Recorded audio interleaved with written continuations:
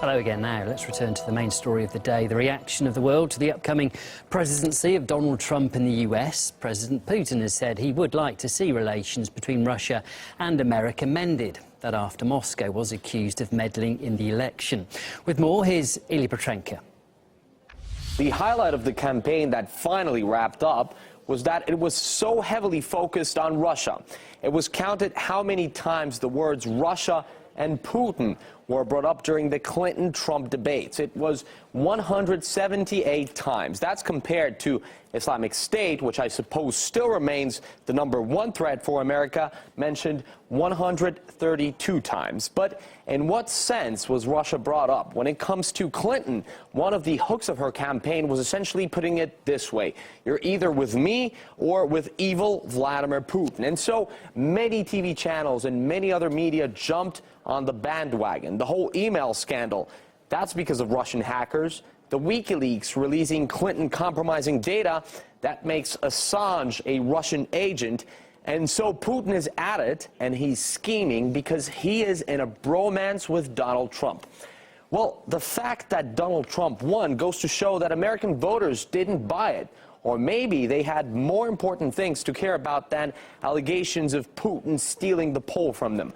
Possibly that's because the Clinton team couldn't really prove Kremlin was derailing her campaign.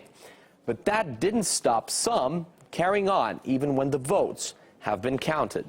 This is the first election in which an enemy power deliberately and explicitly interfered in our election and got away with it. Russian President Vladimir Putin playing a central role in the 2016 campaign. But take a look at these stories. If you read through these headlines, you may get an idea that it's not only Trump's victory, but also Russia's victory, and everyone in Moscow is celebrating. On top of that, a senior editor at the Daily Beast website was spotted watching RT's coverage of the vote count, to which he replied on Twitter that he was forced to do so or he'll get fired otherwise. Remember that RT was also dragged into this blame game when Clinton's team accused us of publishing WikiLeaks materials earlier than the website itself, which wasn't true. But this hysteria and continuing attempts to give Vladimir Putin credit for Trump's triumph is being echoed in Europe, not only by journalists, but by Angela Merkel,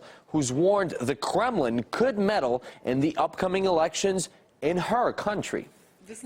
We are already, even now, having to deal with information out of Russia, or with internet attacks that are of Russian origin, or with news which shows false information.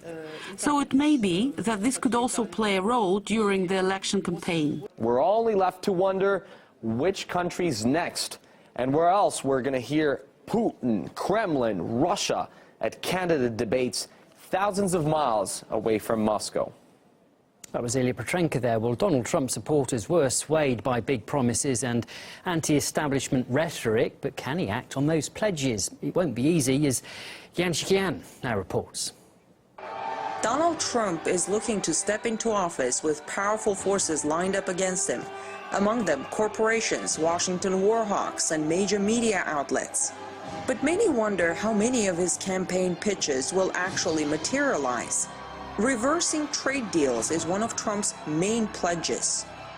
I am going to withdraw the United States from the Trans-Pacific Partnership. I'm going to tell our NAFTA partners that I intend to immediately renegotiate the terms of that agreement to get a better deal by a lot, not just a little, by a lot for our workers. The trade deals have benefited large corporations, while Americans saw their manufacturing jobs shipped overseas.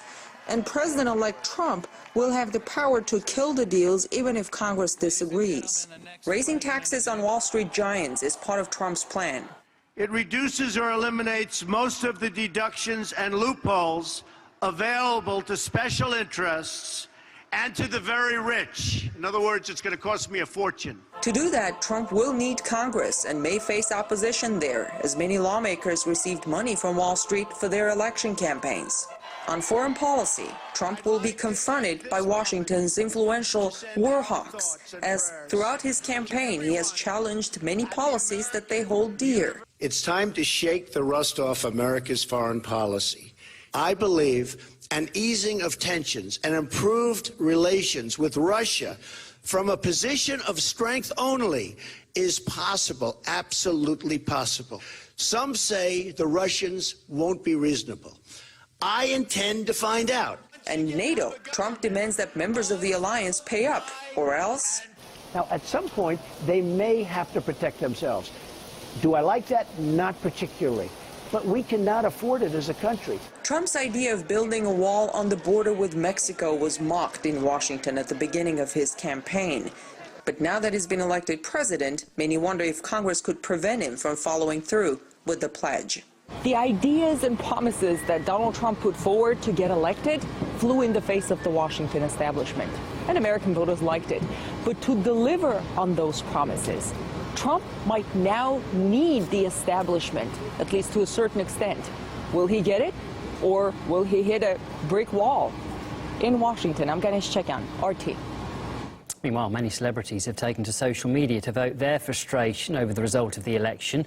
J.K. Rowling, for example, has in the past compared Trump to the villain from her Harry Potter series and has now called for hate speech not to become normal. Singer and actress Cher feels sad for the young as the world would never be the same, she thinks. Katy Perry urged people to engage in positive activism. And Lindsay Lohan called for a recount of the vote. Well, the result came as a major shock for Clinton and her supporters as the pollsters and the mainstream media all downplayed the chances of a Trump victory. I continue to believe Mr.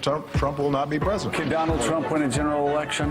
My view is no. It's been throughout this campaign. The map still favors Hillary Clinton. Right now, we have Hillary's about a 75 or an 80% favorite. We have different versions of the forecast you can look at. It's hard to play out the scenarios where he defeats her in the popular vote. You have to say advantage Clinton as we head into these final hours.